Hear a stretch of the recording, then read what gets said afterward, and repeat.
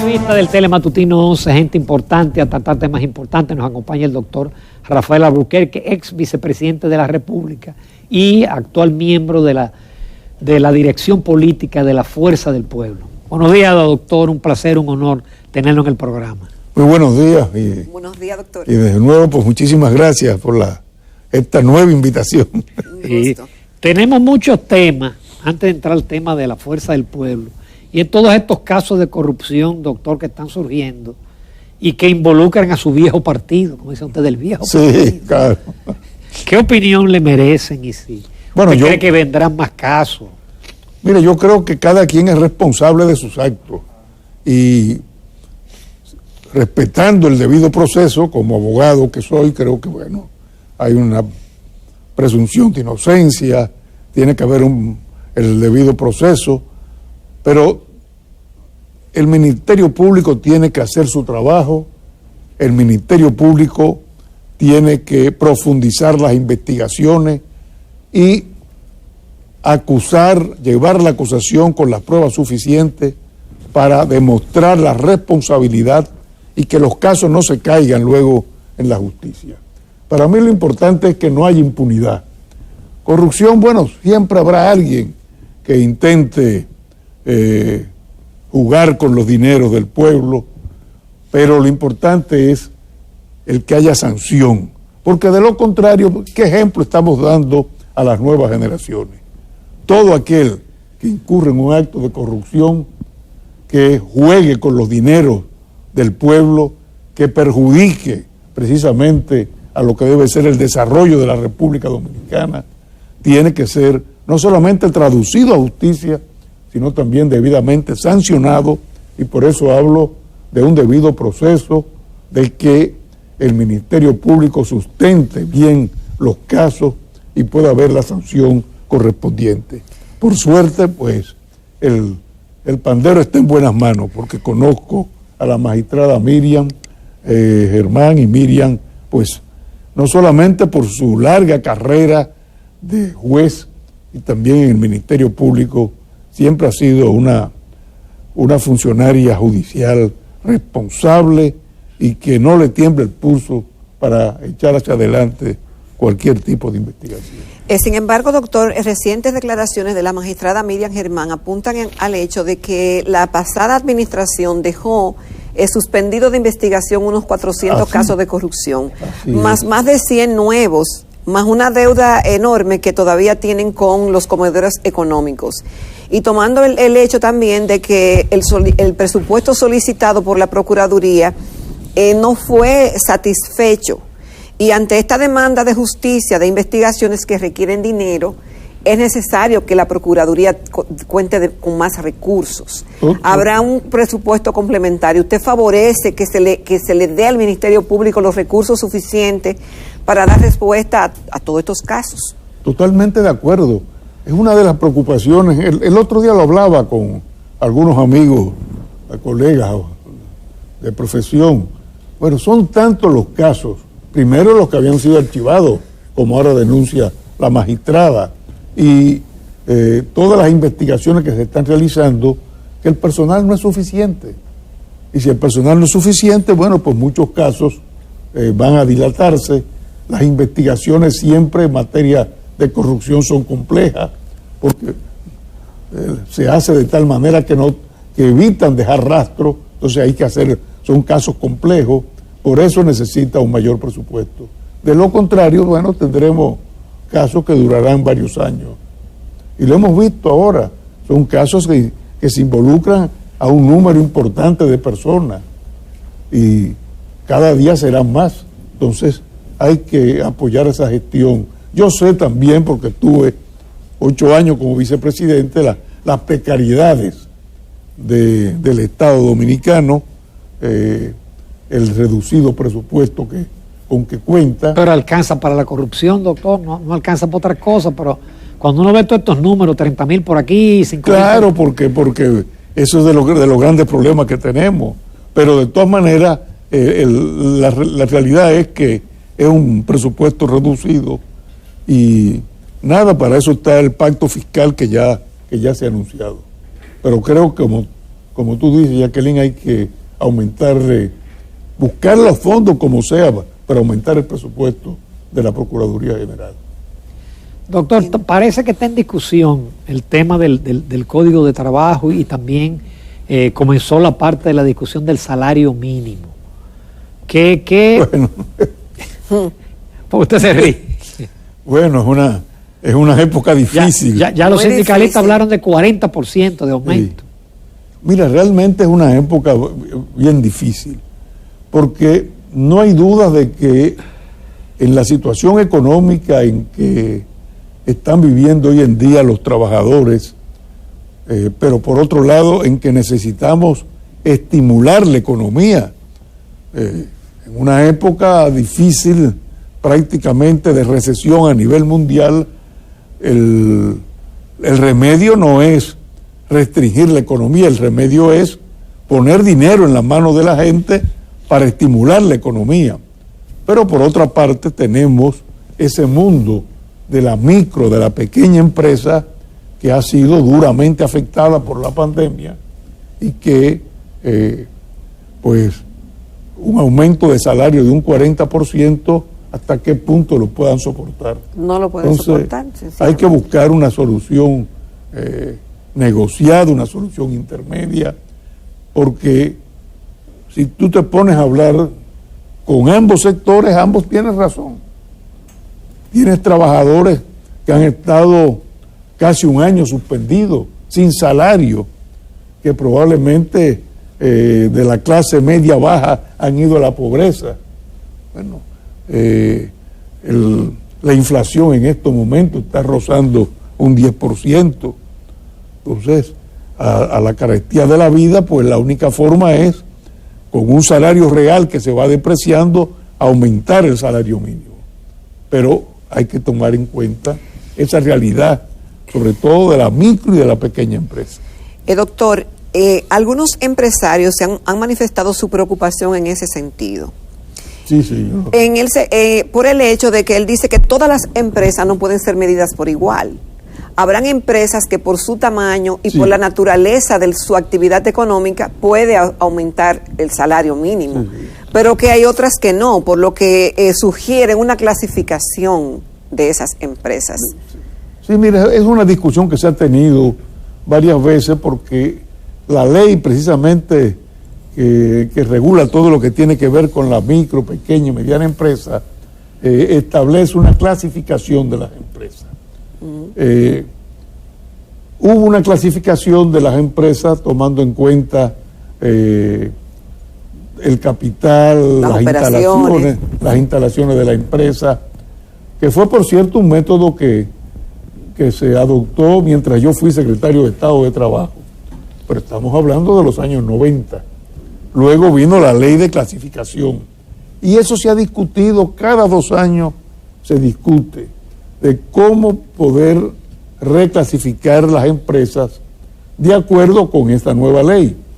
Ahora, el problema que les preocupa a los sindicalistas es, bueno, cuando se reclasifique esa ley, ¿qué va a suceder con empresas que hoy son, de acuerdo a aquel parámetro de los años 90, medianas empresas, que pasan a ser pequeñas empresas? Claro, la respuesta del empresario es, bueno, eso significa que si pasa a ser pequeña empresa, yo no puedo afectar el salario de los que ya ganan más.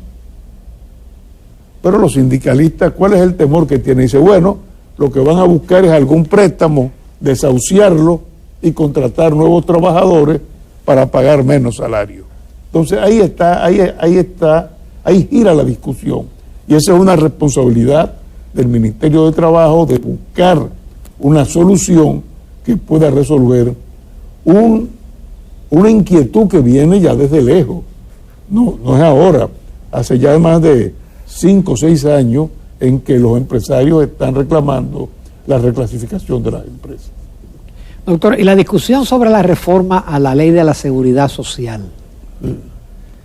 Bueno, ahí hay una comisión ya bilateral creada por el Congreso Nacional que está oyendo a las diferentes partes para ver cómo poder resolver las debilidades que tiene esa ley 8701. Son muchas las debilidades, hay excesivas ganancias de parte de las AFP, tienes el caso de trabajadores pensionados que pierden entonces su seguro de salud, lo que es una incongruencia.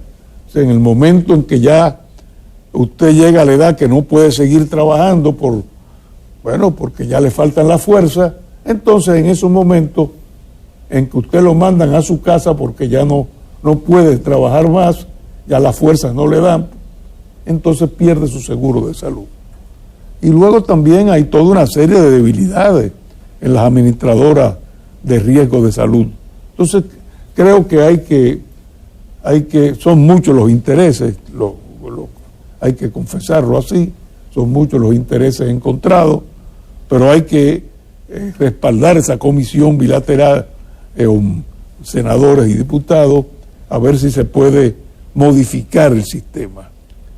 Doctor, vamos a ver si es posible. Doctor, yo he escuchado economistas, incluso a sindicalistas, que han planteado eliminar a las AFP y volver a un sistema de reparto. ¿Qué opinión le Mira, el sistema de reparto también tiene sus problemas en la medida. Nosotros todavía tenemos hasta el año por lo menos 2050, cuando comienza ya a declinar todo lo que tiene que ver con el bono que tenemos ahora generacional. Ya va a ser una población que comienza a envejecer a partir del 2050. Y lógicamente el reparto tiene ese problema, esa debilidad, que llega un momento que es el caso de España, por ejemplo, cuando llega un momento en que son más los pensionados, los jubilados, que los que están aportando el sistema. Entonces el sistema se va agotando. Se debilita. Entonces, ¿cuál es la solución en España? La migración. Vamos a recibir migrantes, jóvenes que vienen del África, es la solución española, para poder sostener el sistema de reparto de la seguridad social. Pero el de la capitalización individual tiene el gravísimo problema de que cuando uno se jubila, uno no sabe cuánto va a recibir. En el reparto yo sé, me van a jubilar con tanto. En Chile era un 30% y ese era el modelo por excelencia, el modelo a copiar. Bueno, y hay que ver cómo los chilenos se tiraron a la calle para reclamar una modificación al sistema.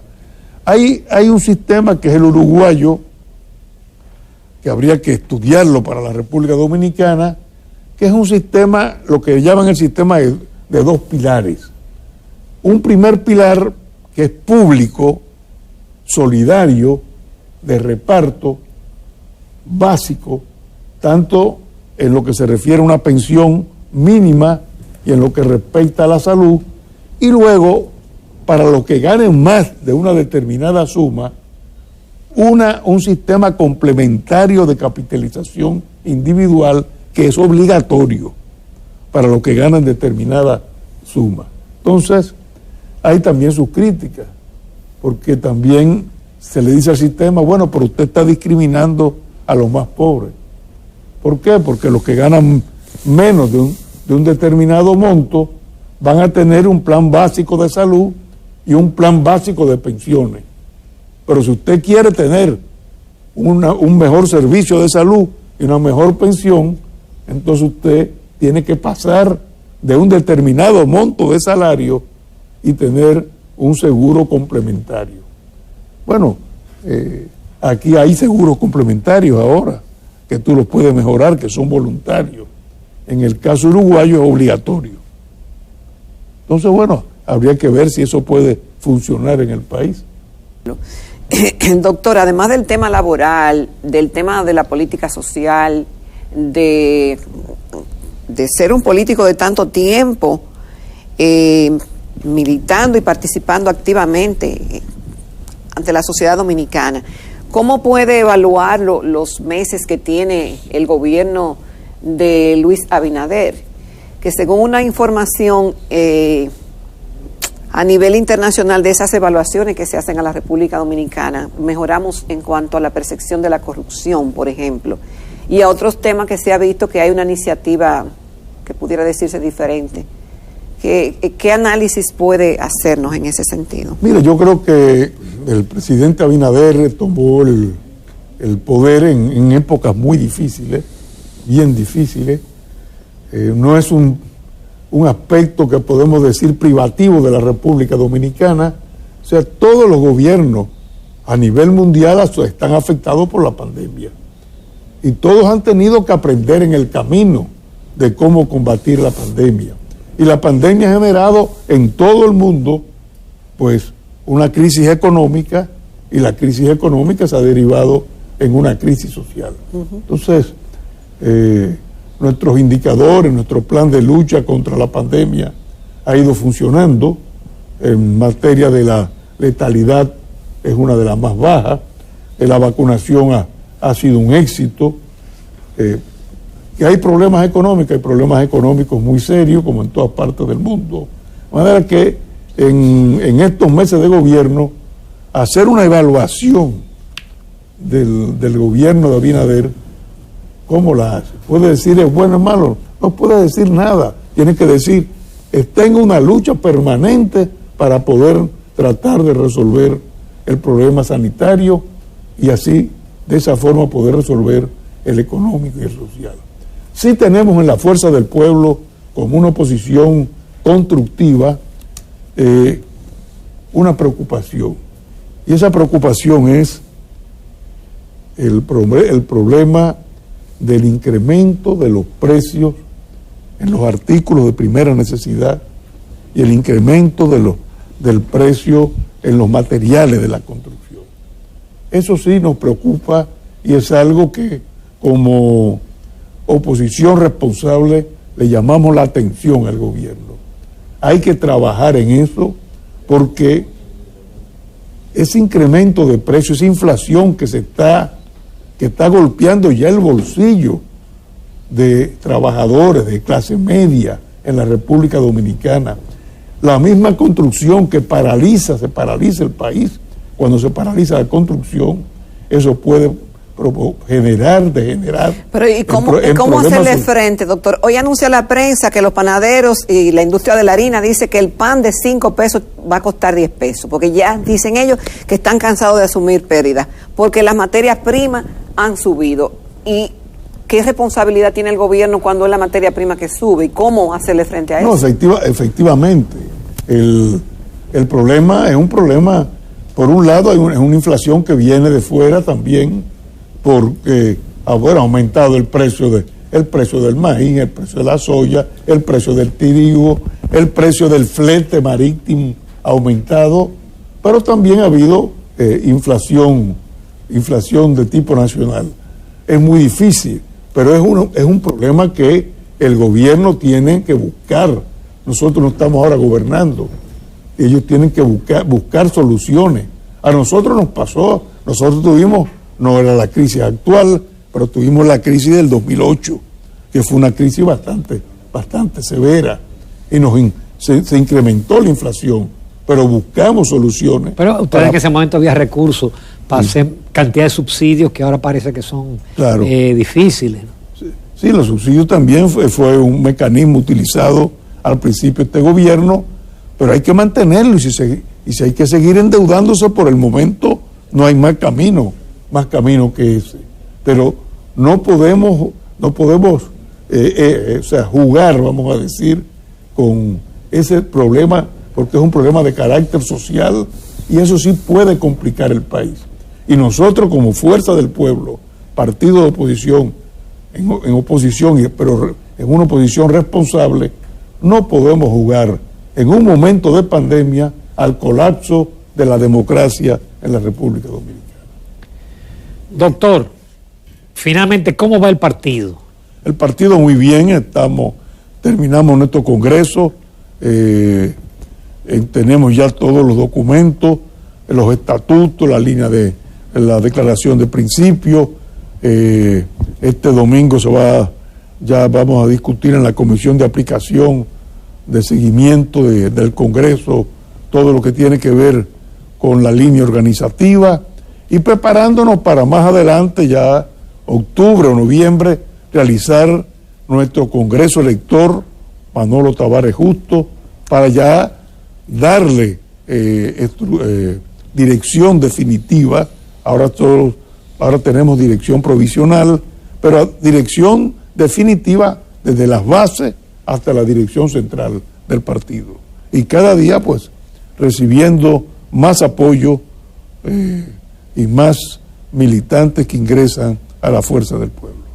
Doctor Albuquerque, solamente nos resta agradecer en todo lo que vale. Usted nos honra con su participación y es un ejemplo al país de un político honesto y de una larga trayectoria. Y decente, un caballero. Muchas gracias. Muchísimas gracias, doctor Albuquerque. Muchas gracias. Nos vamos a comerciales. En el próximo segmento vamos a conversar con el licenciado Juan José Disla, del Centro de Capacitación en Política Fiscal y Tributaria. Vamos a ver en qué consiste este centro, cuál es su labor y qué aporta tanto a los funcionarios de esa área o a los del sector privado.